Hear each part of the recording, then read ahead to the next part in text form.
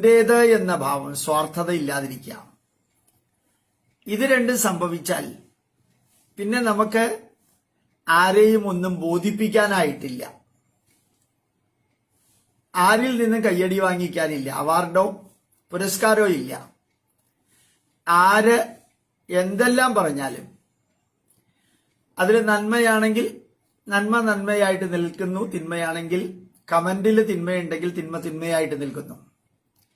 അതിനെക്കുറിച്ചൊന്നും പരിധിക്ക് അപ്പുറമൊന്നും ബോധർ ചെയ്യുന്നില്ല. കാരണം നിയതം കുരു കർമ്മത്വം, ഏറ്റെടുത്ത ധർമ്മം ഏറ്റെടുത്ത കർമ്മം നിർവഹിക്കുക, വളരെ വളരെ ഭംഗിയായിട്ട് ഏറ്റെടുത്ത ദൗത്യം നിർവഹിക്കുക. ആരിഷ്ടപ്പെടുന്നു ഇഷ്ടപ്പെടുന്നില്ല എന്നുള്ളതല്ല.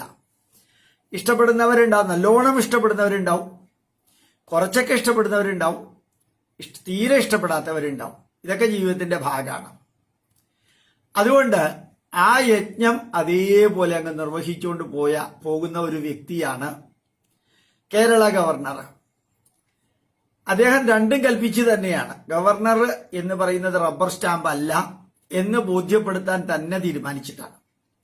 സത്യം, ധർമ്മം, നീതി, ന്യായത്തിന്റെ കൂടെ നിൽക്കുന്നവർക്ക് എല്ലാവർക്കും ഗവർണർ പറയുന്നതും ചെയ്യുന്നതും പെർഫെക്റ്റ് ആണ് എന്ന് മനസ്സിലാകുന്നു. ലോകത്തെ ബോധ്യപ്പെടുത്തിക്കൊണ്ട് പത്രസമ്മേളനം നടത്തണമെങ്കിൽ പത്രസമ്മേളനം നടത്തിക്കൊണ്ട്, അതുപോലെ തന്നെ രാജ്ഭവനിൽ നിന്ന് അപ്പപ്പ കൊടുക്കേണ്ട എല്ലാവിധത്തിലുള്ള പ്രസ് റിലീസും കൊടുത്തുകൊണ്ട് വളരെ കൃത്യമായി തന്നെ പ്രവർത്തിക്കുന്ന വ്യക്തി. അദ്ദേഹത്തിനെ റോട്ടിൽ തടയുമെന്ന് പറഞ്ഞു. അതിന് അദ്ദേഹം മറുപടി കൊടുത്തത്, എന്റെ വിട വന്നിട്ടാ തടയുന്നതെങ്കിൽ ഞാൻ ഇവിടെ നിന്ന് ചായയും കാപ്പിയൊക്കെ കൊടുക്കാം തടയുന്നവർക്ക്. നിങ്ങൾ എന്ത് പറയുന്നു അതൊന്നും എന്നെ ബാധിക്കുന്നില്ല. അതിന്റെ കൂട്ടത്തിൽ അദ്ദേഹം പറഞ്ഞൊരു വരി വളരെ നന്നായിരുന്നു. ഞാൻ എന്ത് പറഞ്ഞാലും, ഗവർണറുടെ വരിയാണ്, ഞാൻ എന്ത് പറഞ്ഞാലും ഗവർണർ RSS അനുഭാവി എന്ന് പറയുന്നവരെ, ജനങ്ങളെ അഭിസംബോധന ചെയ്താണ്. ഗവർണർ RSS അനുഭാവിയാണ് എന്ന് ആൾക്കാരുണ്ട്, അവരെ അഭിസംബോധന ചെയ്യുന്നു പറയുന്നു. RSS അനുഭാവിയാണെന്ന് പറയുന്നവരെ ഞാൻ RSS അനുഭാവിയല്ല. ഗവർണർ പറയുന്നു ഞാൻ RSSന്റെ അനുഭാവിയല്ല, ഞാൻ RSSകാരൻ തന്നെയാണ്. ഞാൻ RSSന്റെ അനുഭാവിയല്ല, RSSകാരൻ തന്നെയാണ്.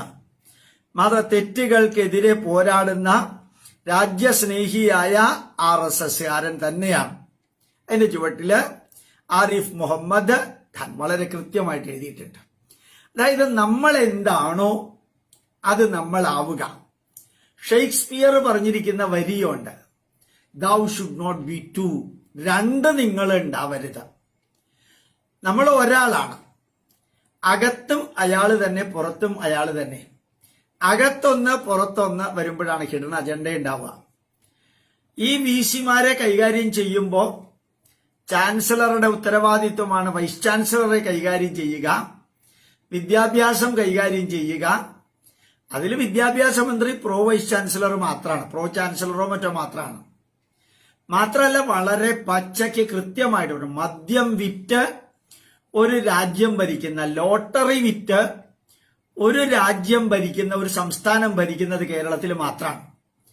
തീരെ വിദ്യാഭ്യാസം ഇല്ലാത്ത മന്ത്രിമാര്, കാര്യങ്ങൾ തിരിച്ചറിയാൻ പോലും കഴിവില്ലാത്ത മന്ത്രിമാര് ഭരിക്കുന്നതും കേരളത്തിൽ തന്നെയാണ്.